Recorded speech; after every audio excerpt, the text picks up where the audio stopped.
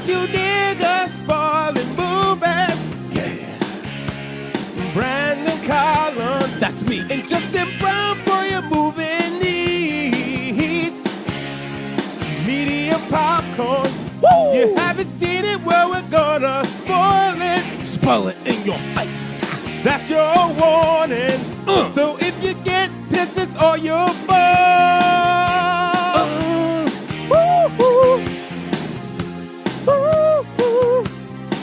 What is up, everybody? This is Justin with Medium Popcorn. Now, if you guys have been listening to the podcast, you know that I came in hot with a quick review of The Sound of Hope, the story of Possum Trot, and you guys are in for a treat because I have the director of the film, Mr. Josh Weigel. Weigel, yeah. Weigel.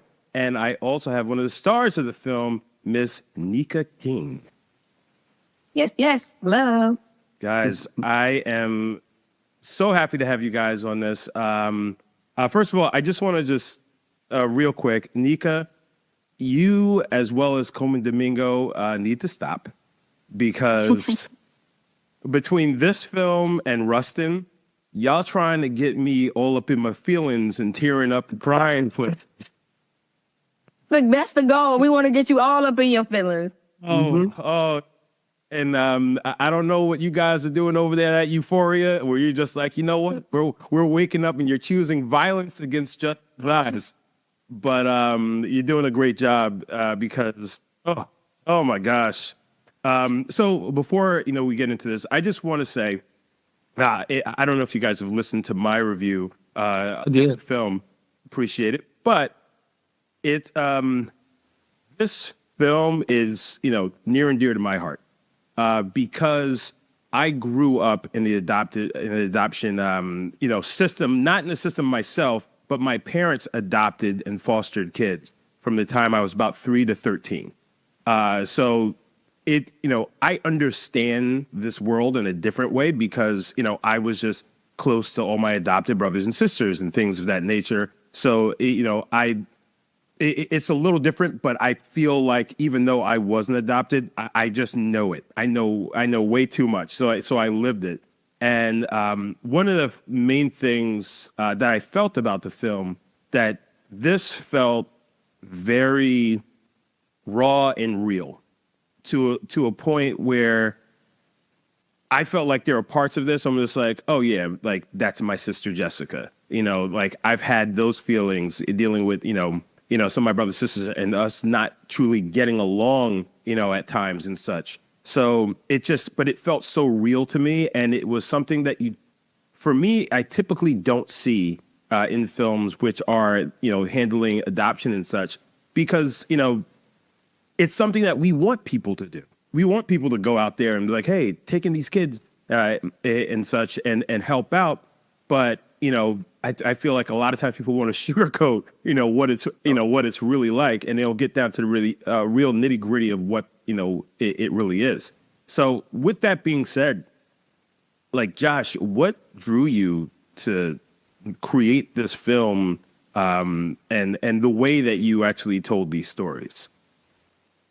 Well, we have some connection to it as well. We adopted 2 of our kids, and that's always been something I wanted to do, and my wife as well. And it's just one of those things you keep putting off, probably because it's hard and it's going to be.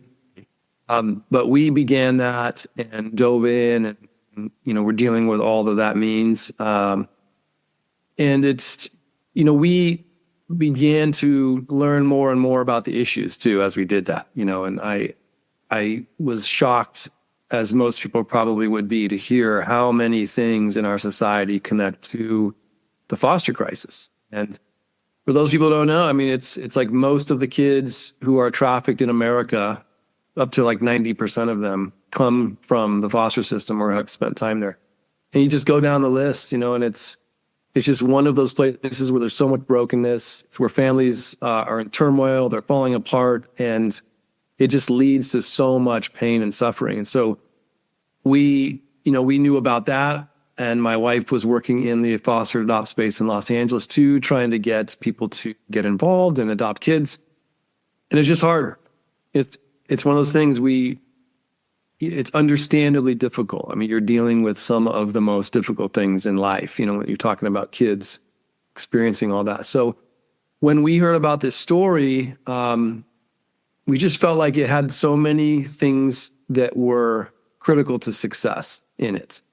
In fact, most people, from what I understand, like most people will not succeed at fostering if they don't do it with others, if there's not a sense of community, some sort of community where they come together around this. Yeah. If you're just a one-off person or couple, I mean, it is tough, So long story short, we just felt like if we could get this movie to work, this could be a really powerful way to help people get into this with a sense of understanding and like knowing the realities that they face, but not being pushed away and overcome with the fear that so many of us are because of how it worked. So there's a lot of those kinds of things, man. Just what you said. Yeah. So Nika, I understand that you have some connection to the agency as well, the adoption agencies and such as well. Well, not me personally, but my mom grew up in foster care. She was fostered by a pastor and his wife, along with my 3 uncles. So I kind of knew what that was, just seeing her kind of struggle with, having a family, not feeling accepted into, having family. When I say that, I mean her adopted family, and having those, like you said, those tumultuous relationships with her adopted siblings. So I've seen it secondhand, but it was really my mom's story. Yeah. So I mean, but either way, it's just like having someone that understands in a completely intimate and real way. How much did you speak to your mom about some of the things that she dealt with, and what did you use some of that for the character of Donna Martin? Oh yeah, my mom was my sounding board. I talked with her about situations that she dealt with personally, situations that she still deals with, being, not really knowing her mom, not having that sense of connectedness with her adoptive family at certain times. So yeah, she was definitely there to help me kind of guide through filming and portraying First Lady Donna Martin. Right. So with that being so, Josh, I know you said you adopted 2 children, correct? What ages were they when you adopted them, if you don't mind? When they came to us, they were almost 6 and almost 2. Oh wow. Okay. Very young, yeah. Yeah. So I mean, it's hard. So my parents, I have, over that 10-year period, they fostered about 13 kids, adopted 3 of them. I have a younger sister who's 2 years younger than me, a younger brother who's one year, and then another sister who's 4 years, and came in different eras of 2, 1, and another one. The last one was 4, and it really doesn't matter. It really doesn't matter when they come in because it's hard either way. So kudos to you for taking the plunge. But as you probably know, there's also great rewards out of it as well. Absolutely. So that's the point I want people to think about. It's easy to get caught up on the hard stuff. Yep. It's in face when you first look at this, but no, you feel you're really a part of one of the greatest things you can do and be a part of on this earth, I think. Yeah. So Josh, Nika, how much time did you actually spend with the Martin family? Well, I'll start because it goes way back. We've been working on this for 8 years. So we were on another project that had gotten a lot of traction, and we couldn't get the right arrangement. And this came into our lives right around the time where we felt like we needed to sort of shift gears. And it sort of presented itself as the next thing, and we moved everything out of the way and just made this front and center. There wasn't any money in it. It was just something we felt needed to be done. And so we began to develop it and write it. So initially, I went to East Texas several times and, just spent a lot of time with everybody I could, as you typically would, researching a screenplay. So sat down and talked to everybody and then, just stayed in touch over the years. We did get to a point a few years into the development where we felt like we hadn't really captured the full story or maybe even been let into the full story. And what people might not know is that this became a very well-known story right around the 2000s or so. Yeah. Late 2000s. It got on Oprah, it got on all kinds of news networks, and people were amazed at this, and it got some prominence.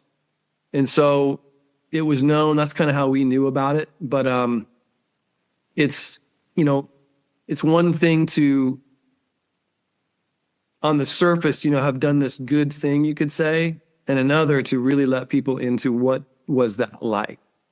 And that's what we needed. We felt like, look, this has to be a real thing. We're not into some sweet little Pollyanna adoption story. We want to capture what happens and what people really face and honor that, and be honest about it. So we ended up moving to East Texas about 3 years ago, right before we made the move. That's committal, right there. Just to go, well, we're totally in, and we can't just dip our toe in.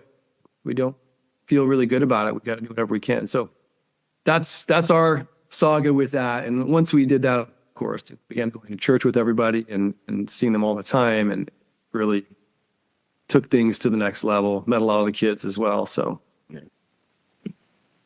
Nika?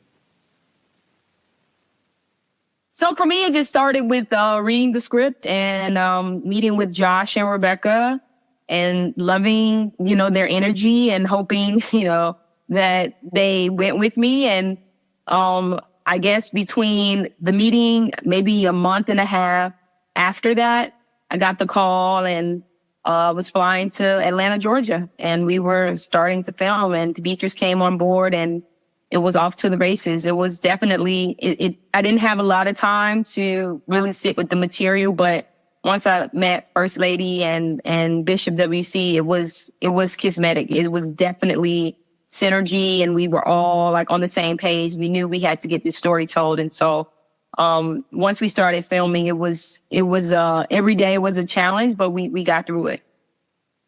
So, and just because you brought him up, Mr. Demetrius Gross, you guys had great chemistry Thank you. on camera. You guys had great chemistry, and have to speak about her. Is it Diana? Diana. She brought it.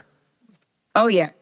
I gotta say, I don't know what happened over the last decade or so, but these young actors and actresses are coming in, and they are coming in hot. I felt like back in the day, it was like, oh, here's a cute kid. He'll be on camera for like 4 minutes, and he won't say much, and then we'll just usher him off, and the adults, we'll take the heavy load. But, oh boy, like, Josh is 12 years old. People need to know this 12-year-old girl at the time. yeah.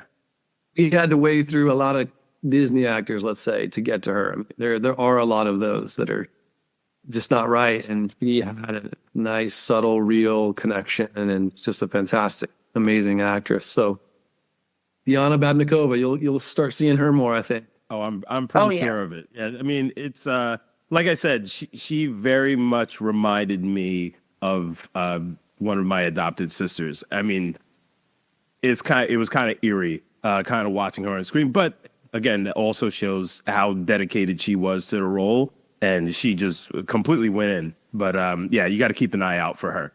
Whoa. Oh, yeah. She's definitely a force, and she's only going to get better. So now, obviously, the Martins are just a little piece of this because there are 22 families, correct? 22 families that adopted over 77 kids, and we're talking about some of the most at-risk kids that were in the system at the time. Because I think one of the things is, it's sexy right now. It's like, oh, we'll adopt a kid from Asia, from Africa, or something like that. let's bring them in, show them this, glorious life that we can give you in America.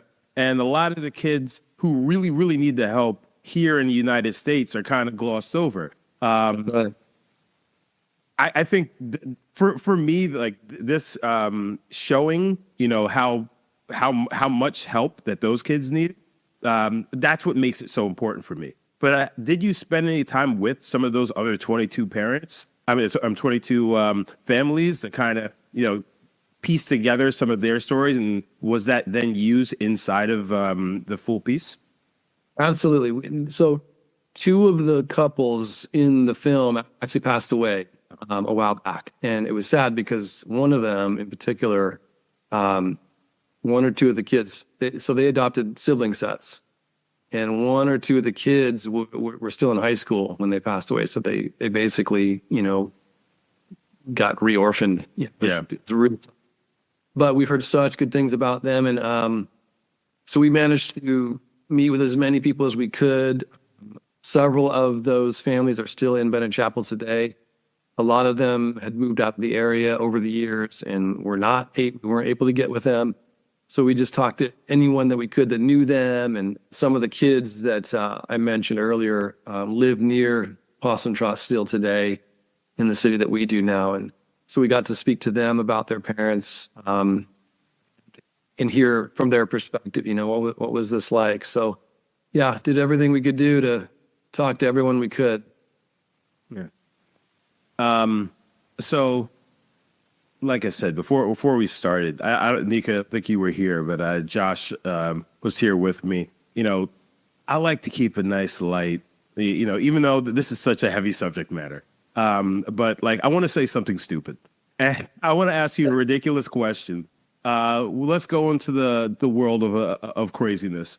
Obviously, as we all know, we, for better or for worse, we can't choose our family. We're born into it. But let's say, by some magic wand, as the childhood Josh, the childhood Nika, could choose the adopted family that they're taking into, it could be real or it could be fantasy. Who would it be? I'll start with first. Me personally, I would like to be adopted by Master Splinter because I get to hang out in the sewers. I get 4 eternal brothers. We get to learn about the sewers. Really? That's how you want to? Yo, ninjutsu. Okay, I just want to learn martial arts. I just 4 greatest protectors out there. I mean, yes, I'm gonna smell. Yes, the rats gonna smell too. We're all gonna be covered in sludge. But I feel like I will get so much out of that. If not Splinter and the Ninja Turtles, I'd love to live with B.A. Baracus from the A-Team. I travel and I get to solve crimes. I get to bust heads. I want to be a crime fighter. Somewhere as a child, I wanted to be a crime fighter, apparently. I'm not even going Batman because I know what happens to the people he adopts. So I don't want to go. So Josh. Wow, Josh. I know I'm throwing you. Like, thank God I wasn't asking that. 2 options floating in my head. Let's see which one comes out naturally. I know. I probably don't actually want this, but would it be? Dang. I like your style though. Learning from the Ninja Turtles. Dang, I don't know. Probably Bono. Bono. Okay. All right. I mean, sort of lame, but the reason just being like I love that guy's perspective on art and all that they have been gifted with, and in so many ways I think that they've represented a pretty amazing thing creatively while having strong faith in Jesus. Okay. All right. Love that. Respect, Bono.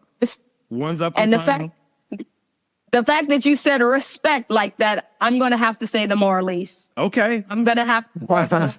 I absolutely, love Jamaica. I want to live there. I go there at least once a year. I love food. I love the people. I want to live in the mountains. And I just love Bob Marley, this idea of one love, like taking away all of the political, noise and all the stuff that doesn't matter and really connecting with humanity. That to me is so beautiful. And that's kind of what this film represents.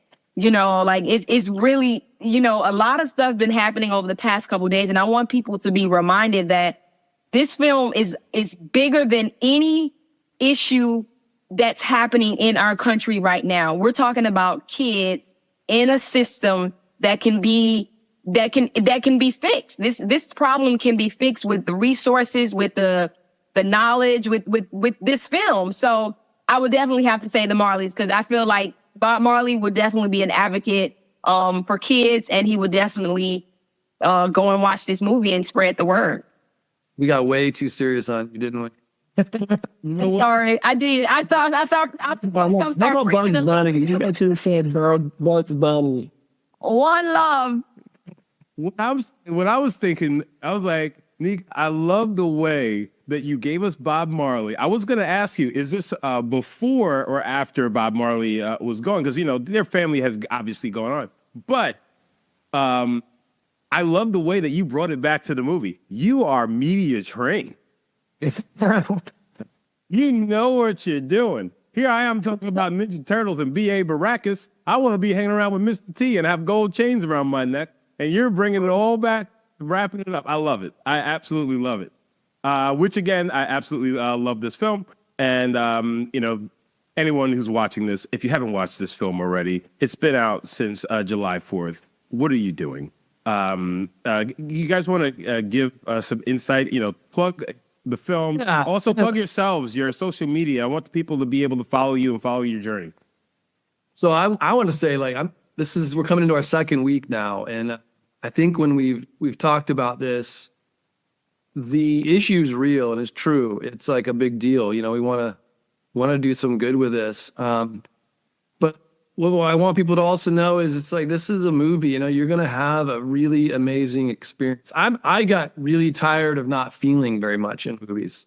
Right? This feels like you just go and you're entertained, and they try to, you know, wow you with special effects or something, but it's rare for me to feel a lot of deep feelings. And so, you know, that's something you might be hearing, and we're seeing around the nation. Like, people are really, really affected. And why I loved your review, because it was so powerful.